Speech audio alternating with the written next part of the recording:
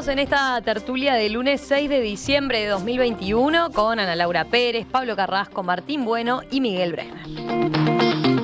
Vamos al segundo tema previsto para hoy. El futuro de la educación volvió a ser tema de debate político la semana pasada. En un acto organizado en la Torre de las Telecomunicaciones, al que asistió el presidente Luis Lacalle Pou, el profesor Robert Silva, presidente del CODICEN de la ANEP, anunció que en los primeros meses de 2023 empezará el gran cambio educativo, docentes, universitarios, nuevos planes y nuevos programas. Silva se comprometió a no ceder la derecha a nadie en el proceso de transformación y mencionó algunos de los cambios a encarar. Entre otras cosas, un programa basado en competencias, que la carrera docente vaya más allá de la antigüedad y se valore a los mejores maestras y profesores, y que los programas hablen del trabajo, pero también de la construcción como personas, expresó el presidente del CODICEN. Desde la oposición, el senador frente amplista José Carlos Maía, citado por El Observador, dijo: fue un acto de marketing político para esconder lo que sucede con los recortes. Otro legislador de izquierda, Sebastián Sabini, miembro de la Comisión de Educación de Diputados, afirmó en diálogo con El País: pensé que iban a presentar algo, pero no vi nada nuevo. Miguel, a ver, tú sugerías hablar de este tema, encarar este tema. Sí, a mí me tiene sorprendido que la polarización sea de este tamaño y que algunas cosas no se puedan discutir. Y voy a varias cosas. Primero, lo mejor que deseo es que las cosas que dicen que van a hacer, ojalá las se puedan hacer. Conozco a mucha de la gente que está trabajando y sé que es gente seria. Pero también creo que en algún punto hay que empezar a pensar no solo en qué vamos a hacer y declararlo, sino cuál es la metodología de los cambios. Y a mí lo que más me preocupa es que, y esto está demostrado en el mundo, todas las reformas educativas top-down, o sea, de arriba hacia abajo, han fracasado, y todas las reformas educativas bottom-up también han fracasado, que es bottom-up de abajo para arriba.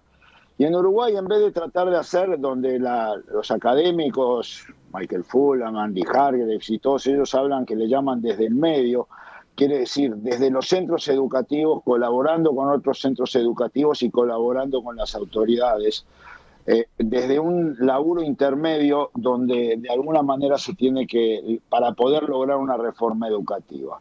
Entonces, me da la sensación que nos cuesta salir de los extremos. Tenemos un grupo que dice de abajo para arriba, otro grupo que dice arriba para abajo. Hace un declarativo de decir vamos a invitar a todos para hablar, pero en realidad está más o menos todo armado.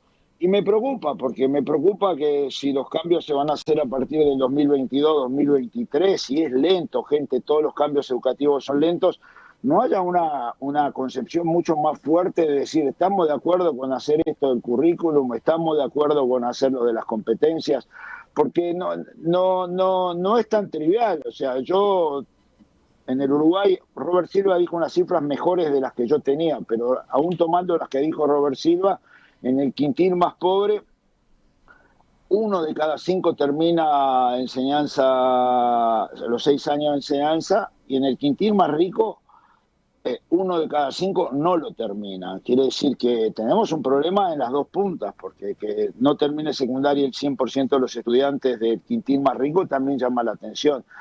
Y cuando miramos los números que presentó el INED sobre la diferencia entre los sectores más desfavorecidos y los más favorecidos, o los no tan desfavorecidos, o sea, sin ir al más favorecido, sino ir de los más desfavorecidos a los desfavorecidos, hay una brecha muy grande. Yo personalmente no estoy muy convencido que la solución sea cambiar el currículum, ¿tá? Solo.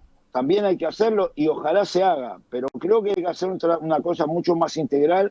Hay que tener un equipo especializado de implementación de todo esto, y lamentablemente nuestra burocracia, de la que Martín habla tanto, nos va a ir frenando y no se va a poder hacer muchas de las cosas por eso. Y creo que lo mejor que le podría pasar a la educación es que tuviera una visión país y no una visión sindicato-gobierno, gobierno-sindicatos, y es decir, en marzo vamos a pelear y en marzo no vamos a doblegarnos. Me parece la peor de las señales donde tanta gente no termina el ciclo educativo. Y no lo termina porque, entre otras cosas, no le es atractivo y no hay suficiente tiempo dedicado a ellos, a los más desfavorecidos, para que puedan trabajar y mejorar. ¿Quién quiere seguir? ¿Martín? ¿Ana? A ver. Sí, sí. Dale. Los números son dramáticos. Realmente son dramáticos los números de educación en el Uruguay. En general son dramáticos, y respecto a la brecha que generan y cada vez se profundiza más, también son dramáticos. Y la verdad que sí, este es un tema que yo estoy absolutamente entregado. Yo creo que no hay el foco, no hay las ganas. Es un tema que nadie quiere encarar porque saben que es una batalla, yo no digo que perdida, pero que es muy complicado. En definitiva, queda ahí al costado. Siempre termina quedando al costado este tema. Aunque le quieran poner foco, en el fondo no hay un compromiso político serio y decir vamos hasta el final con esto y que cueste lo que tenga que costar. Yo acá veo a Robert Silva haciendo un esfuerzo que estará bien, estará mal, habrá una mejor, pero lo veo haciendo un esfuerzo honesto, absolutamente honesto, y un esfuerzo sobrehumano, pero lo veo luchando con molinos de viento, y ojalá que me equivoque, pero me da la sensación que no hay infraestructura y contexto general para decir voy a hacer cambios profundos en esto. ¿Ah? Esa es la sensación que tengo, y creo que el Uruguay, en definitiva, como país, no estamos haciendo nada. En definitiva, no estamos haciendo nada. Nada en serio. Porque si hiciéramos algo en serio respecto a la educación, realmente nos enteraríamos. Nos estaríamos enterando porque vibraría todo. Y no está vibrando nada. Ya está. La educación está absolutamente... Es un botín de guerra de hace 30, 40 años en este país. Y para que eso cambie tienen que pasar cosas gruesas que no están pasando y seguramente no pasen. Así que, bueno, espero que venga alguien ahora que sea más optimista que yo. Yo iba a preguntar eso. ¿Hay alguno optimista con este tema o seguimos así con estos diagnósticos duros, ¿no? Que plantearon tanto Miguel como Martín? A ver. Yo no soy muy optimista, no. La verdad, tampoco.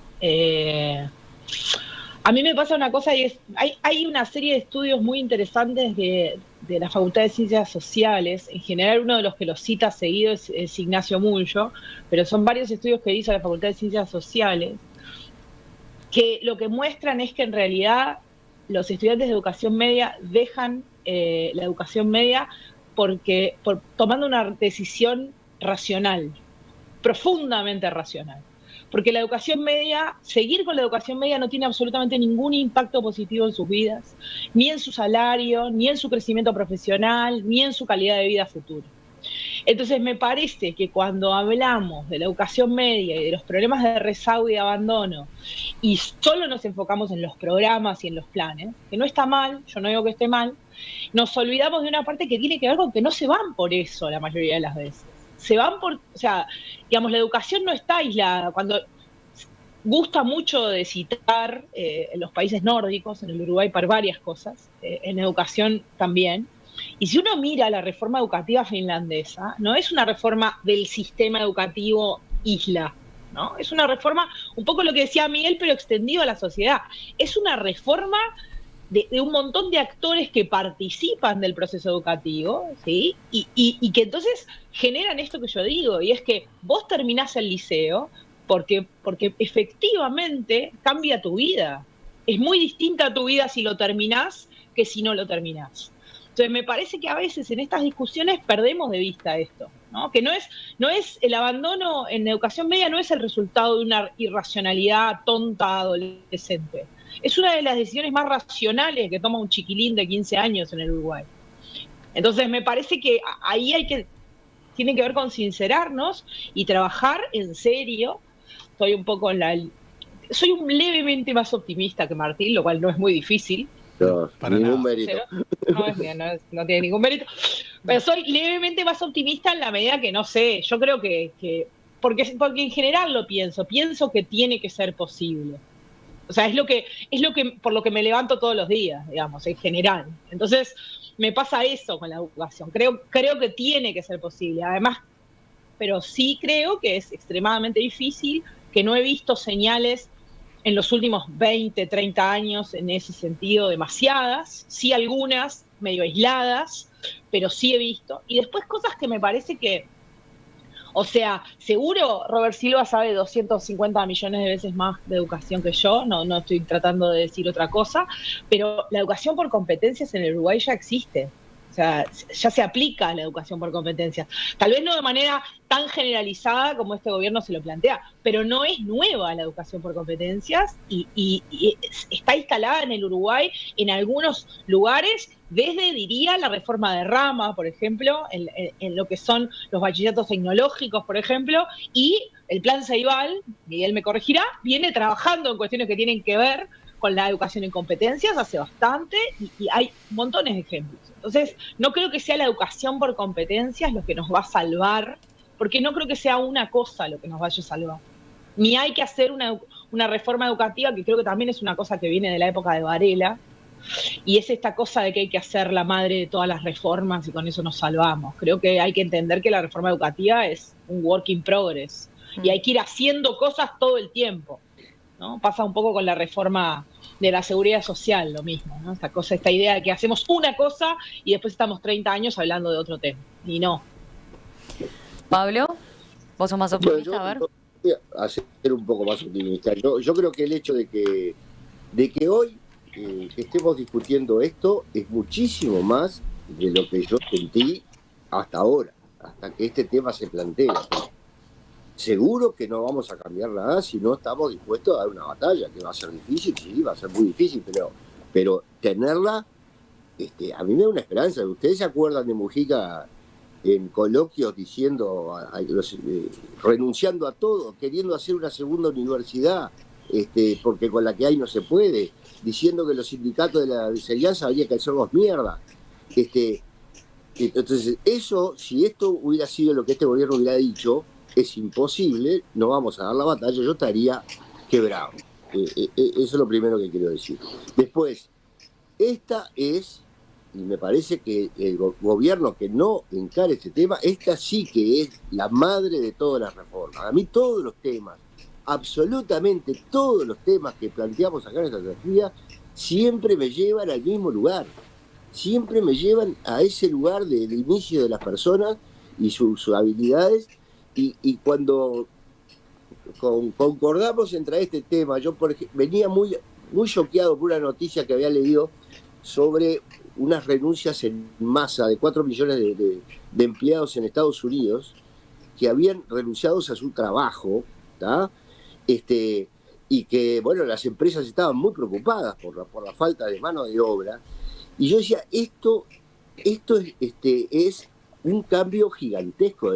Las personas ya no quieren jubilarse, no quieren vivir la vida de la empresa. Mis empleados no quiero, yo tampoco que vivan mi vida. Y eso le está pasando a todo el mundo. El problema es que si no tenés una base de educación para renunciar, estos 4 millones de americanos capaz que se van a ser emprendedores, freelance, pero si no sos eso y tomás la decisión racional que dice Ana Laura, y es verdad, capaz que te vas a una esquina a limpiar los parabrisas.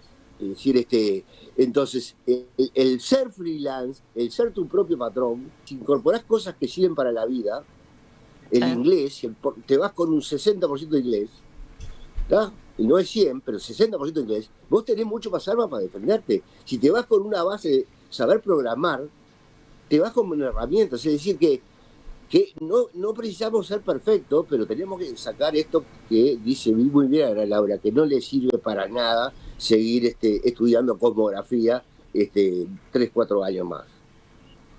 Miguel pedía la palabra, a ver, dale. A ver, varios temas. Primero, yo voy a decir algo que es muy polémico. A la sociedad uruguaya no le interesa la educación. Declara que le interesa la educación, pero no le interesa. Cuando 1 de cada 4 o 1 de cada 5 personas del quintil más rico no termina secundaria, implica que no le interesa. Cuando no hay una reglamentación en los privados para que haya una diferencia entre si terminaste o no terminaste la educación secundaria cuando te contratan a un trabajo. Si podés jugar en la selección uruguaya de fútbol sin ser bachiller, te puedo hacer una lista de temas que no hay una señal en la sociedad uruguaya que diga hay que terminar bachillerato. Eso, lamentablemente, ahora en el Estado me parece que no se puede entrar si no tiene bachillerato en la cantidad de puestos. Ese es el primer aspecto. El segundo aspecto es que tiene mucho que ver cómo se implementan las cosas. Uruguay es demasiado académico. El plan Ceibal pudo implementar la educación en competencias, tiene 800 centros trabajando en la red de aprendizaje sobre competencias, sobre trabajo colaborativo, etcétera, que se sigue haciendo. Pero hay muchas cosas que se van haciendo, pero en vez de cada vez sumar más, le ponemos nuevos nombres, le ponemos otra vez los centros, María Espínola, son continuación de los centros SEA en muchos casos. Obviamente que está mejor porque es parte de un proceso, pero la educación es un proceso de la sociedad y no es una batalla, con todo el respeto, es un proceso de la sociedad. Y entonces hay que tomar todas las cosas que están haciendo y empoderarlas. No hay forma de hacer una reforma desde arriba, diciendo este es el nuevo currículum y hacer que se ejecute. No hay forma. Yo soy mucho más optimista si logramos tener un agente de cambio que empuje esas reformas distintos en distintos lugares, pero si no, el sistema centralizado va a ser imposible. ¿Qué van a hacer cuando la mitad de la gente no haga el currículum nuevo? ¿Sancionar? Miren, es tan tremendo el tema de la educación en el mundo. La educación tiene un diseño en el mejor de los casos del siglo XVIII o siglo XIX, ¿ok? Tiene un diseño. Imagínense que a nadie le rechina la palabra el inspector. ¿Qué es un inspector? Es una máquina es una máquina serial que hay un señor en la línea de producción que revisa a ver si están bien puestos los tubos. ¿Qué es un inspector conceptualmente? Y el gran problema que tenemos es que queremos pasar de una educación del siglo XIX al siglo XXI, donde la del siglo XIX es de desconfianza, todo el mundo revisa, todo el mundo ve si el otro hizo, si cumplió, si esto, y después los estudiantes no aprenden y no pasa nada. Tenemos que pasar a una educación del siglo XXI donde la gente sea mucho más libre y no podemos perder tiempo de la transformación de una en otra, hay que empezar con el siglo XXI. Y el Uruguay se engancha en volver a discutir lo otro. Y el Uruguay, Estados Unidos, todo el mundo, es un problema gigante de cómo transformar algo que se modificó tan rápidamente. Entonces, perdón, ya termino. Entonces, hay que buscar la manera de consensuar sobre ciertas cosas y hacerlas desde el medio, todos los actores, no se puede solo yo. O sea, el liderazgo de Robert Silva y de Adrián Aristimuño es muy válido porque ellos saben lo que quieren hacer. El tema es si saben cómo implementarlo. Veía un mensaje, decíamos que en esta mesa había poco optimismo en torno al tema en líneas generales con sus participaciones. María desde la audiencia dice que ella es más optimista porque la reforma educativa ya se viene dando hace tiempo. El tema es continuarla, dice. Y menciona algunos ejemplos: facultades renovadas y en el interior, la UTEC, Plan Ceibal, centros CAIFA ampliados, etcétera, etcétera, etcétera. ¿No destacan algo de eso? A ver, ¿No puede ser esa línea de continuidad que decíamos en vez de esa reforma? Es tan grande la educación en Uruguay, la educación pública en Uruguay, convengamos que están todos los rincones, o sea, es gigantesca la red, que seguramente hay cosas muy buenas en toda esa red de educación. Mi sensación es que sigue siendo aislado y que no es algo sistémico. Y lo que dice Miguel, tiene razón en todo lo que dice. Ahora, ¿está disponible? Porque yo creo que hay un momento que hay que hacerse, bueno, ¿está disponible hacer esto? Sí. Bueno, Miguel es un convencido que sí. El Uruguay no lo pudo hacer todavía. Entonces, porque hay un momento que yo creo que hay que, y es cuando yo digo, bueno, hay que hacer cosas y van a doler, porque las reformas grandes duelen. ¿Ah? Y yo veo que por el momento, más allá de algún chisporroteo, a nadie le está doliendo nada. ¿Ah? Y si no está doliendo es porque no hay reforma. Y si la reforma es del medio, como dice también, Miguel... ahí, Martín, perdón, tuvimos 2 años de pandemia, ¿no? Capaz que eran otros los planes inicialmente. Seguramente, puede ser. Y digo porque el año que viene se está Romina, planteando... Romina, el plan de las autoridades era esta reforma con este timing. Yo respeto mucho a Robert y respeto mucho a Adriana, pero no es que la pandemia atrasó otros problemas. Pero no... Bueno, pero no te pudiste abocar claramente, o sea, lo han expresado ellos, ¿no? Que tuvieron que dedicarse en estos primer tiempo... Con cómo implementás, Romina, perdónenme, pero tiene que ver cómo implementás. Esto es una reforma muy profunda. No se puede implementar por arriba, desde arriba. Tiene que implementarse desde el campo. Y para implementar desde el campo hay que hacer un trabajo muy fuerte con todos los actores. No hay forma de implementar desde arriba, ni desde abajo. Mirá que yo soy tan radical en una como en la otra. Y este tema lo hemos discutido, por lo menos yo lo he discutido con muchísima gente, sobre cómo se hacen reformas en el mundo. Perdón, pero no son muchos los temas en Uruguay en donde yo diría que sería fácil ponernos de acuerdo. Yo creo que EDU y todas las cosas que hay, es decir, si vas a los intelectuales de la educación, no existe el problema de que nos pudiéramos poner de acuerdo.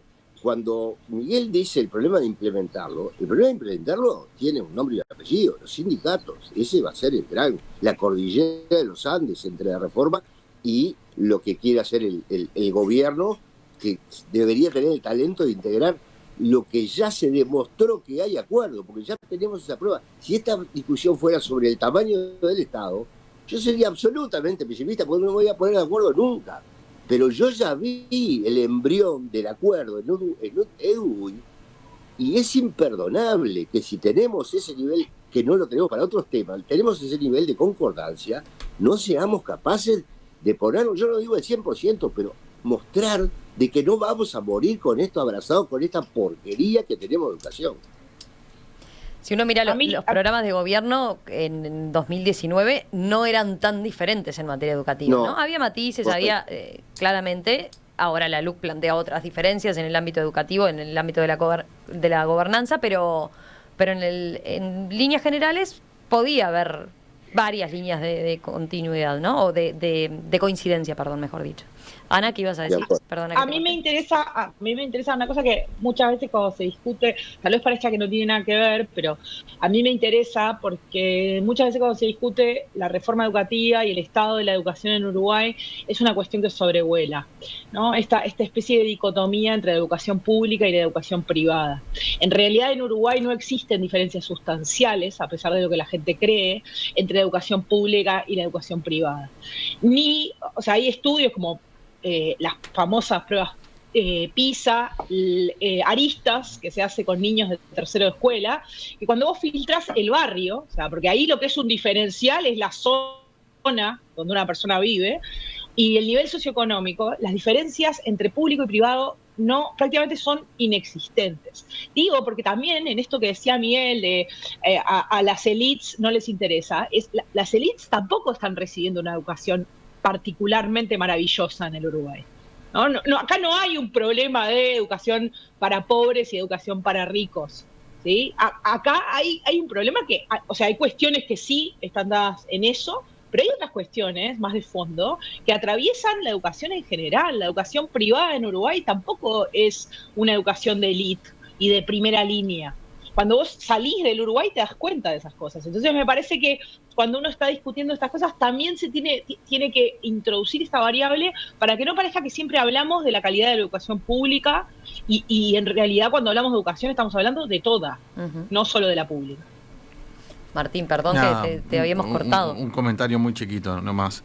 A ver, a mí lo que me preocupa es que generalmente cuando hablamos de educación y de contexto siempre terminamos focalizando muchas veces en lo que están en el contexto de máxima vulnerabilidad. Y muchas veces hablamos de ellos. Y está muy bien eso. Ahora, nos olvidamos que hay 1 millón de uruguayos, por lo menos, que están en el medio y reciben una educación de cuarta. Y reciben una educación de cuarta a niños y adolescentes con todo el contexto cultural, educativo y de contención familiar para poder ser de primera. Teniendo todo para ser de primera, reciben educación de cuarta. Exacto. Y eso es un pecado que estamos, es una cosa mortal. Tienen todo. Martín? Sí, dale, Miguel. Déjame decirte algo. Cuando vos le sacás el contexto, cuando vos le sacás la extraedad a las pruebas PISA, quiere decir, los niños que están con 15 años en tercero, cuarto, donde les corresponde estar, Uruguay está muy cerquita del promedio de la OCDE. Cuando vos le pones la extraedad, te digo porque es un trabajo que hice, que te acalambra, el tema de la extraedad te tira abajo todos los números de Uruguay. O sea, cuando vos analizás Uruguay, que los que están en su año, a los 15 años donde tienen que estar, las pruebas PISA de Uruguay dan mucho mejor de lo que dan en total. Que es un poco que mi discrepancia, que yo no creo que la educación en general sea tan terrible. Lo que es terrible es la brecha, lo que es terrible es la cantidad de gente que nos llega, lo que es terrible es que la educación en Uruguay no es una movilidad de ascenso social. A ver, pero ahí lo que yo digo es, los que no llegan no son solo los que viven en un contexto vulnerable absoluto. Los que no llegan son hijos de clases medias, que tienen todo, diríamos, el contexto adecuado para poder llegar. Pero uno de cada 4 no termina, o uno de cada 5, depende de la estadística. Es un desastre. O sea, es realmente un desastre, porque no es que tenemos que luchar, porque ahora recién en la charla nos decíamos, no es que tenemos que luchar contra la pobreza extrema y la marginación. Eso también hay que hacerlo. Pero no, pues estamos hablando de gurises que viven en una casa normal, con padres que trabajan, que tienen una vida normal, adecuada, buen contexto, y estamos fracasando rotundamente ahí. Pero Martín, si vos ibas a dejar el liceo, tu padre te pegaba una patada en el traste, o por lo menos el mío, me pegaba una patada en el traste, me encerraba, me decía, dejate joder, tenés que terminar el liceo y tenés que terminar preparatorio y no vas a ir a ningún lado hasta que termine. Eso era regla en mi época, yo soy más viejo que vos, me imagino en tu época también. Sí. Eso cambió. A golpe se aprende, dijo el turco, y tiró el hijo contra la pared. No, pero es así. Era inadmisible en mi época no terminar el liceo para mis padres. Ya venimos, nos quedan unos minutitos para los telegramas.